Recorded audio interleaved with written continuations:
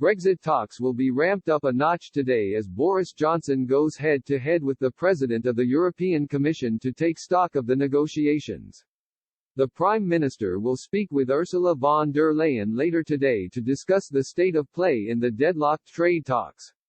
The move comes after Lord Frost, Mr. Johnson's chief negotiator, was in Brussels to speak face-to-face with his European Union counterpart Michel Barnier earlier this week. Meetings between the pair are due to continue in London next week after both agreed there are still gaps that need to be resolved as the deadline for doing a deal edges closer. After the latest round of negotiations on Wednesday, Michel Barnier stressed to MEPs and EU diplomats that very serious divergences remained.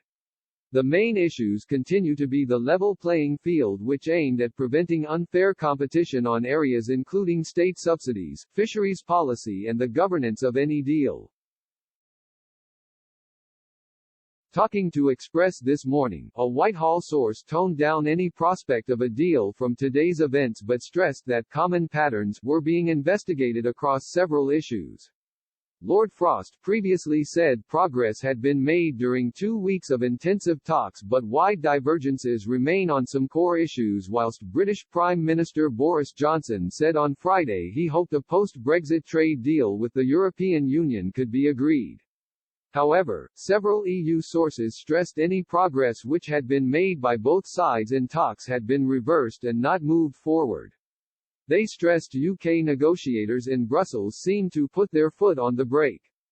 Briefings between Mr. Johnson and Ms. von der Leyen are seen as key moments in the cross-channel bartering after a conversation last month saw discussions intensified before a fallout after the European Council meeting on October 15 briefly derailed the negotiations.